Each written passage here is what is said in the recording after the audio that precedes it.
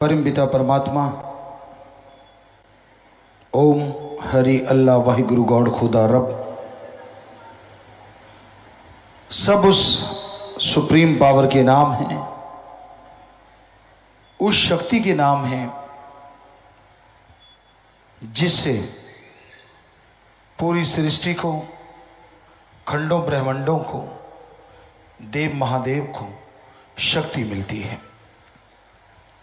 वो भगवान, वो मालिक कण कण में, जर्रे जर्रे में मौजूद है। ऐसी कोई जगह नहीं, यहां वो नहीं, पर देखने वाली आंख होनी चाहिए। गुरु साहिबानों ने फरमाया है, सो अखियां बेअन जिन डसींदो मां पीरी।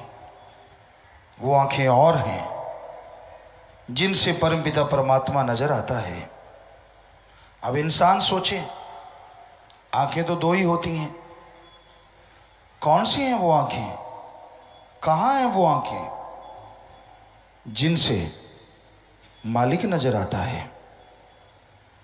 आंखें यही हैं जब इसे बंद करके परमपिता भगवान की याद में हम लगाते हैं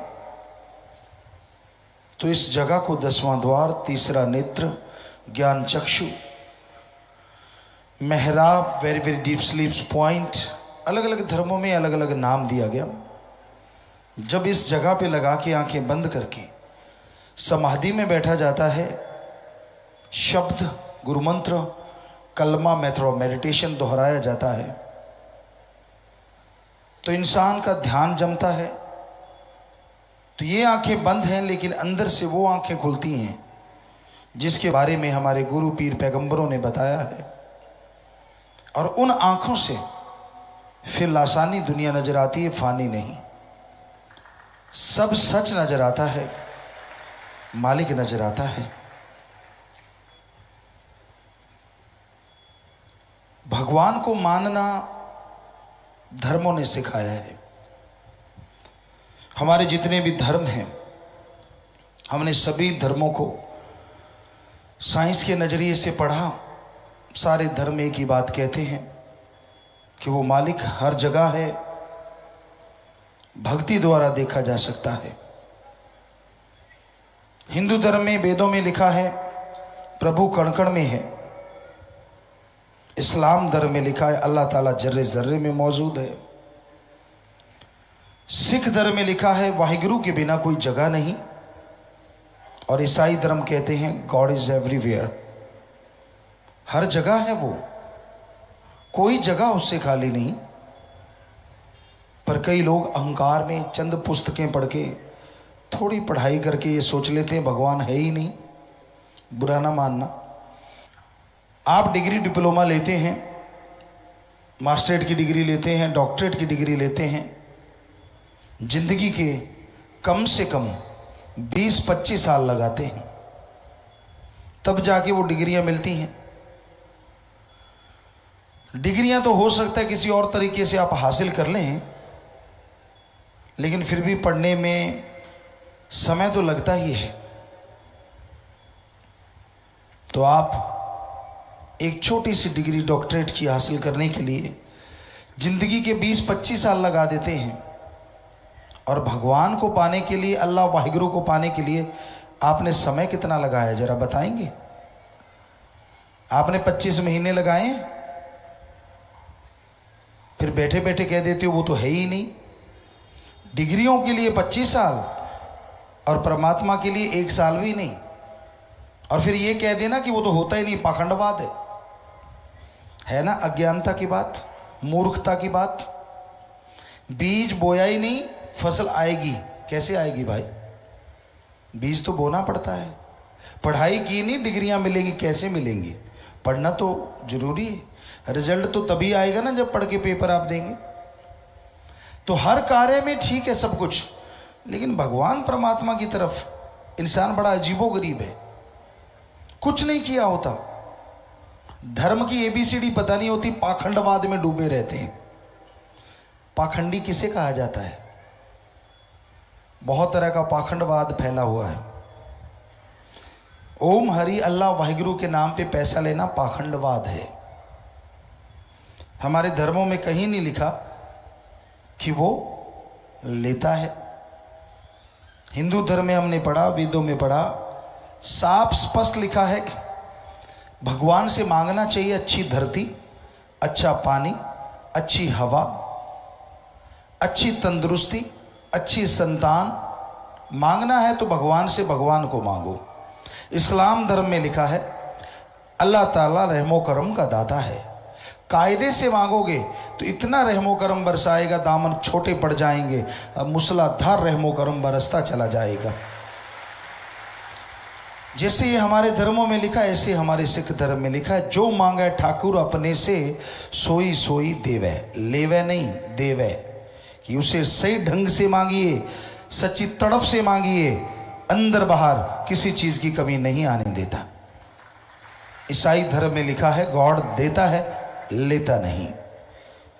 हर धर्म में ये लिखा है, पर आज पाखंडवाद का बोलबाला है। लोग जो धर्म की भाषा है वो बोलना सीख लेते हैं, धर्म का पहनावा पहनना सीख लेते हैं, पर उनके अंदर कायदा कानून कुछ भी नहीं होता। धर्म की एबीसीडी नहीं होती। जिसको देखा उसकी निंदा, इधर बैठा उसकी निंदा, उधर देखा उसकी निंदा। ये किस धर्म में लिखा है? आप जिस धर्म के हो क्या उस धर्म में लिखा है किसी की निंदा करनी चाहिए?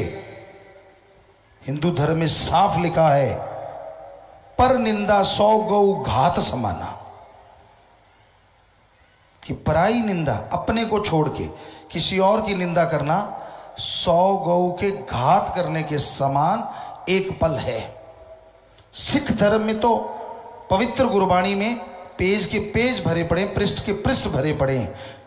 निंदा भली किसी की नाही, मनमुख मुग्ध करन, मुंह काले तिन निंदका नर के कोहर पवन। निंदा भली किसी की नाही, किसी की भी निंदा करना अच्छे नहीं। कौन करता है? मनमुख मुग्ध, मूर्ख, महामूर्ख होते हैं वो। मनमुख मुग्ध करन, मुंह काले तिन निंदका नरके कोहर पवन। लगती है ना मिर्ची गुरु साहबानों के सच्चे वचन सुन के, हिंदू धर्म में सच्चे वचन सुन के, कि वो मूर्ख होते हैं और वो यहां वहां दोनों जहां में नरक के अलावा कुछ भी नहीं। और जो सुनते हैं उनकी हाँ में हाँ मिलाते हैं, वो भी वैसे ही होते हैं। क्यों करते हैं आप किसी का बुरा? क्यों सोचते हैं? क्यों निंदा करते हैं? और यही नहीं, कुरान शरीफ में भी लिखा है जो अपने को छोड़ के फजूल की बहसबाजी में पड़ा करते हैं, हर समय दूसरों में ऐब गुनाह देखते रहते हैं, खुद के गुनाहों की तरफ निगाह नहीं मारते, उनसे बदतर से बदतर शैतान भी नहीं होते। देखिए हर धर्म कह रहा है। और यही बात ईसाई धर्म में भी लिखी है कि इंसानियत के प्रति जो वफादार नहीं, जो दूसरों की बहस में हर समय लगे रहते हैं, अपने बारे में नहीं सोचते, जो दूसरों की तरफ देखते रहते, उन्हीं में कमियां निकालते रहते हैं, उनसे घटिया इंसान कोई दूसरा नहीं होता। और साफ साफ लिखा है सारे धर्मों में। कई लोग कहते हैं हम तो धर्म को मानते नहीं, फिर उसका नकाब क्यों पहनते हो, उसका पहनावा क्यों पहनते हो? अगर पहनावा पहनते हो तो धर्म को माना भी करो, धर्म को बदनाम मत करो उसका पहनावा पहन पहन के। धर्म का पहनावा पहनते हो, आपके साथ जिम्मेवारी जुड़ जाती है कि आप उन गुरु पीर पैगंबर ऋषि मुनियों की औलाद हैं जिन्होंने वो पवित्र वाणी लिखी, पवित्र वचन लिखे। लानत ऐसे लोगों पे और लानत ऐसे जन्म देने वालों पे जो ऐसे लोगों को पैदा करते हैं, जिनका धर्म एक माहौल है, मजाक है। कमियां उनमें होती हैं, लोग धर्मों को बुरा कहते हैं। कोई धर्म बुरा नहीं, हम गारंटी देते हैं। हम एक शेर कहा करते हैं, ना हिंदू बुरा है, ना ही सिख ईसाई मुसलमान बुरा है। ना हिंदू बुरा है, ना ही सिख ईसाई मुसलमान बुरा है, बुराई पे उतराए वो इंसान बुरा है। धर्म बुरे नहीं होते। जो बुरे कर्म करने लग जाते हैं, जिनकी सोच घटिया होती है, जो गंदगी के कीड़े होते हैं, उनका कोई धर्म नहीं होता, कोई मजहब नहीं होता। बल्कि दिखावा कर करके धर्मों का वो बदनाम करते हैं धर्मों को। ऐसे लोग गलत हो सकते हैं, धर्म गलत नहीं होता।